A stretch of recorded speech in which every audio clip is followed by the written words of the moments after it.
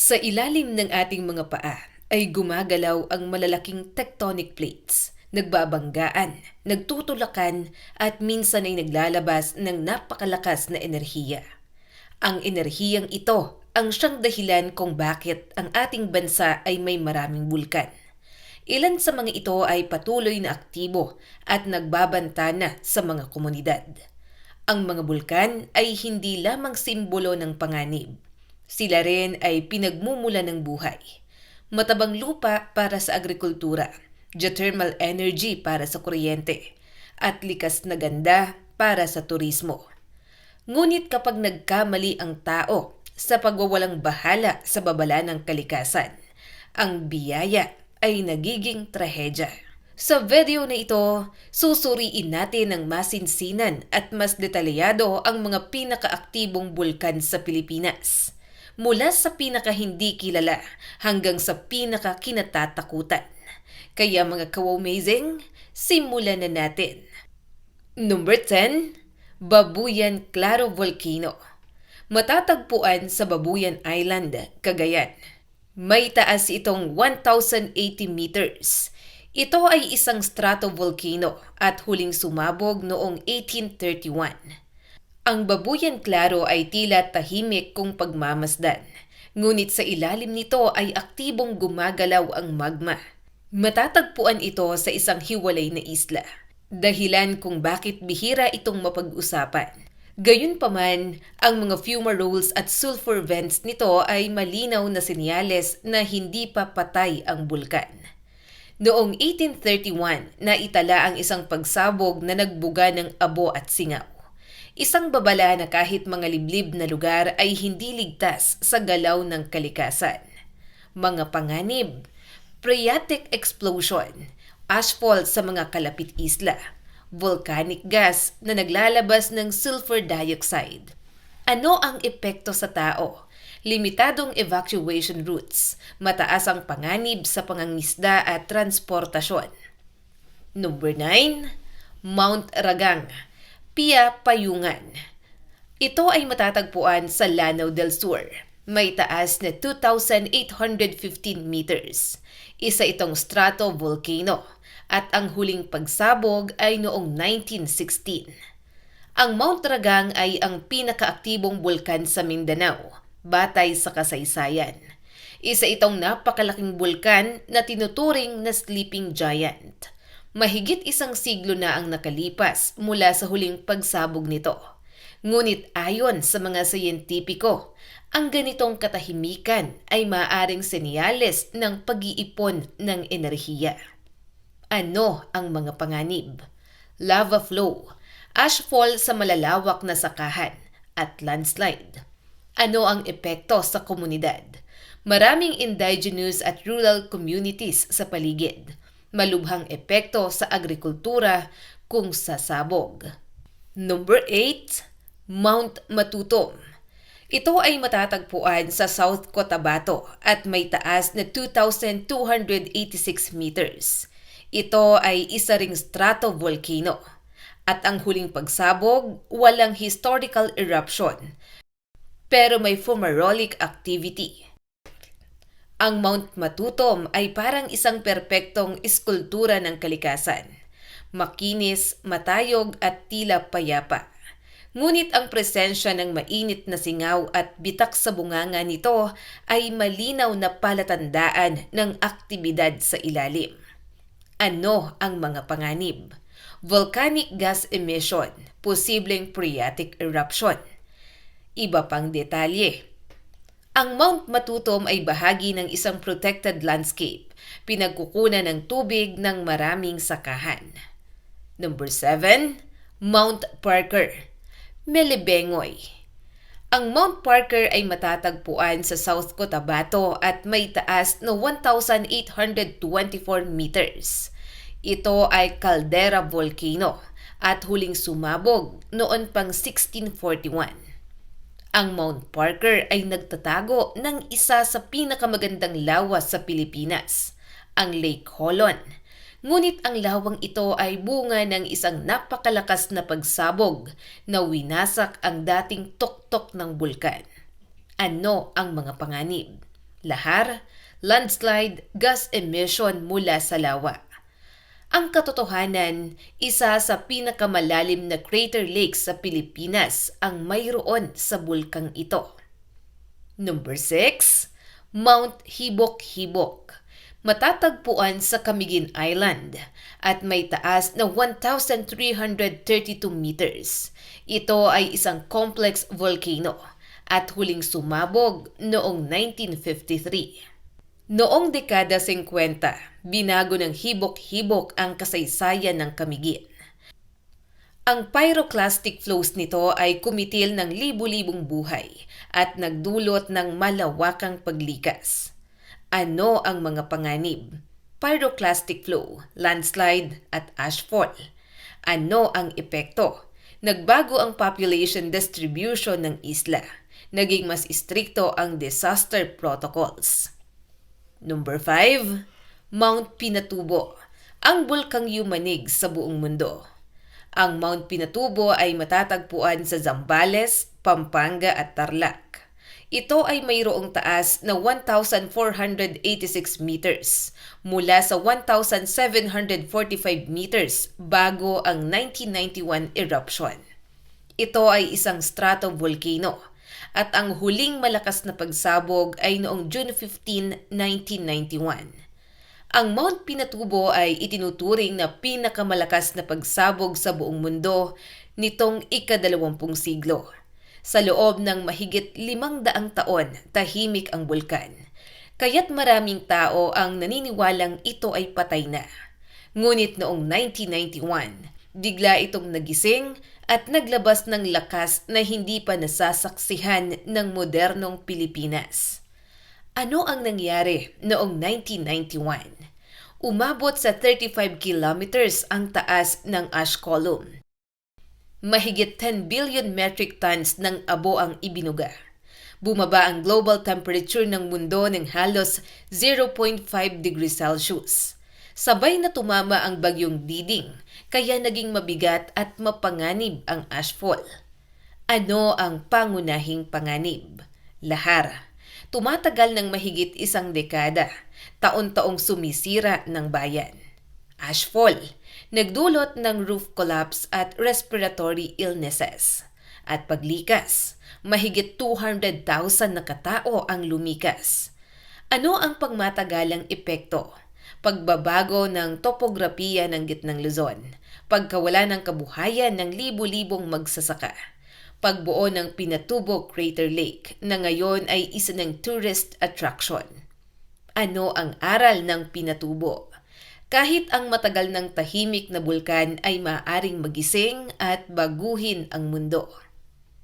Number 4, Mount Bulusan, ang bulkang walang babala. Ito ay matatagpuan sa Sorsogon. May taas na 1,565 meters, isang stratovolcano, at huling sumabog noong June 2022, isang phreatic eruption.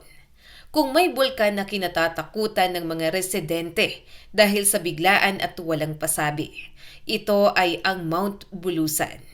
Kadalasan, ang pagsabog nito ay phreatic, ibig sabihin, tubig at singaw ang sumasabog dahil sa init ng magma sa ilalim.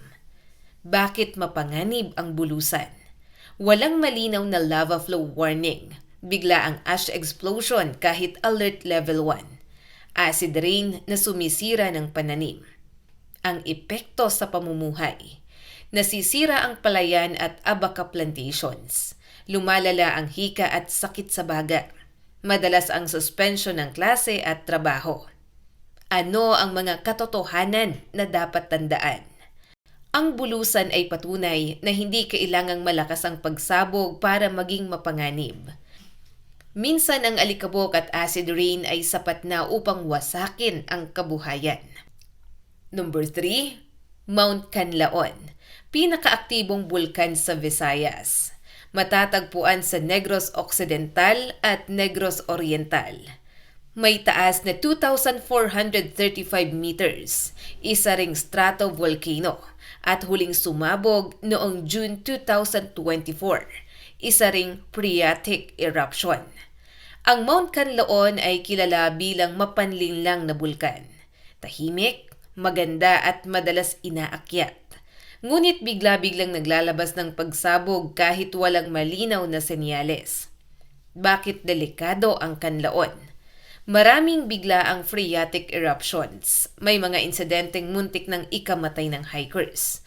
Malawak ang sakop ng ashfall. Ano ang epekto sa turismo at kalikasan? Pagsasara ng Mount Canlaon Natural Park, pagkawala ng kabuhayan ng tour guides, banta sa wildlife at watershed areas. Number 2, Taal Volcano. Maliit pero nakamamatay. Matatagpuan sa Batangas. May taas na 311 meters. Isa itong complex volcano. At ang huling malakas na pagsabog ay noong June 12, 2020. Ang Taal Volcano ay isa sa pinakamapanganib na bulkan sa buong mundo. Hindi dahil sa taas nito, kundi dahil sa lokasyon at uri ng pagsabog. Ito ay nasa loob ng isang lawa at napapaligiran ng mga bayan. Ano ang nangyari noong 2020? Volcanic lightning, base surges na parang nuclear blast waves, ashfall na umabot hanggang Metro Manila. Ano ang panganib? Base surge, mabilis at nakamamatay, toxic gas at lindol at bitak sa lupa. Ano ang epekto sa mga mamamayan? Mahigit kalahating milyong katao ang naapektuhan. Permanent danger zone sa Volcano Island. Malaking pinsala sa agrikultura at turismo. Ang Taal ay paalala, hindi kailangang mataas ang bulkan para pumatay. Number 1, Mayon Volcano. Ang Mayon Volcano ay matatagpuan sa Albay, Bicol Region. May taas na 2,463 meters o 8,081 feet. Ito ay isa ring stratovolcano. Isa sa pinaka-classic cone shape na bulkan sa buong mundo. Mahigit 50 pagsabog na ang naitala mula noong 1616. Ang Mayon ay hindi lamang ang pinakaaktibong bulkan sa Pilipinas. Ito rin ay isa sa mga pinaka-sinusubaybayan sa buong Southeast Asia dahil sa kasaysayan ng paulit-ulit na pagsabog, mabilis na pagpapalit ng kalagayan, at malaking banta nito sa milyong residente sa Bicol. Ang huling aktibidad at kasalukuyang sitwasyon, ang Mayon Volcano ay nasa Alert Level 3. Nangangahulugang mataas ang posibilidad ng hazardous eruption sa mga susunod na araw o linggo. Bakit Alert Level 3? Ayon sa Philippine Institute of Volcanology and Seismology, naitala ang pagbuo at pagbagsak ng lava dome sa tuktok ng crater na nag-trigger ng pyroclastic density currents o PDCs. Mga mabilis na pag-ulong ng mainit na abo at gas pababa sa mga gilid. Milya-milyang rockfall events ang naitala simula Enero, kabilang ang mga nag-incandescent na bato sa gabi. Mayroon ding mga ash emission na umabot hanggang 2,700 meters sa itaas ng crater na tinutukoy sa satellite imagery. Patuloy ang ground inflation sa silangan at timog silangan na bahagi ng bulkang ito, senyales ng pagtaas ng magma sa ilalim. Ayon sa Philippine Institute of Volcanology and Seismology at sa pagsasagawa ng disaster response, permanent danger zone ang radius ay nasa 6 kilometers mula sa crater. Ito ay itinalagang PDZ at ipinagbabawal ang pagpasok. Evacuations and civil actions. Halos 2,800 residents mula sa loob ng danger zone ang inulat na na-evacuate ng mga otoridad. At may mga dagdag na mga volunteer ang umalis. Inatasan din ang lahat ng residente sa mga komunidad malapit sa bulkan na manatili sa ligtas na mga evacuation centers at siguraduhing handa sa posibleng pagtaas ng aktibidad ng bulkan.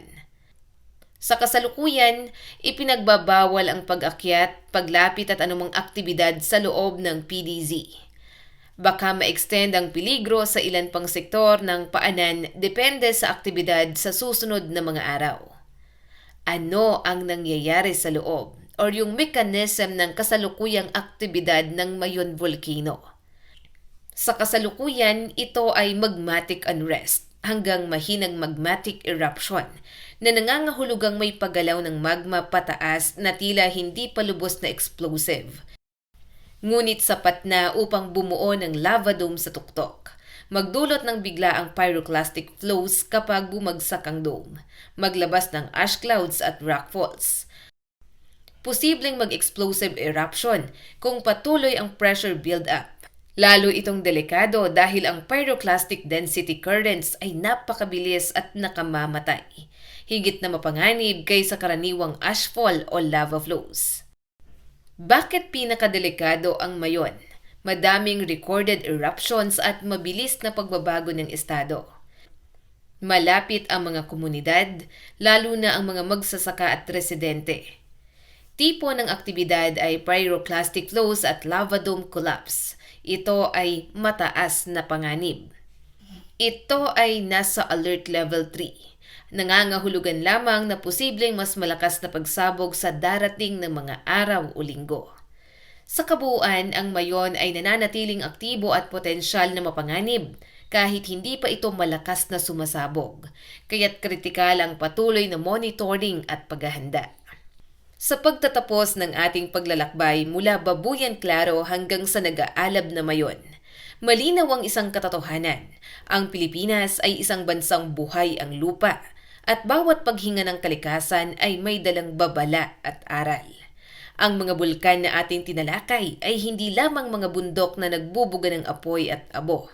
Sila ay mga tahimik na tagapagbantay ng kasaysayan, nakasaksi sa paglago ng mga bayan, sa pagdurusa ng mga komunidad, at sa tibay ng mga Pilipinong paulit-ulit na bumabangon sa gitna ng panganib. Mula sa biglaang pagsabog ng bulusan, sa mapanlinlang na katahimikan ng kanlaon, sa mapaminsalang lakas ng pinatubo, sa nakamamatay na liit ng taal, at sa walang humpay na paghinga ng Mayon, iisa ang mensahe ng kalikasan. Ang kaalaman ay hindi panakot, ito ay proteksyon. Ang paghahanda ay hindi takot dahil ito ay katalinuhan. Sa isang bansang napapalibutan ng apoy sa ilalim ng lupa, ang tunay na lakas ng Pilipino ay hindi ang pagwawalang bahala sa panganib, kundi ang paggalang sa kalikasan, pakikinig sa babala ng agham at pagkakaisa ng komunidad. Hanggat patuloy nating inuunawa ang ating mga bulkan, patuloy din nating pinipili ang buhay kaysa trahedya. Ito ay isang paalala na sa lupang ito ang kaalaman ang tunay na kaligtasan. Kung nais mo pa ng mga ganitong klase ng video, o kalimutang mag-like and subscribe at pakipindot na rin ang notification bell para updated ka kapag may mga bago tayong video katulad nito.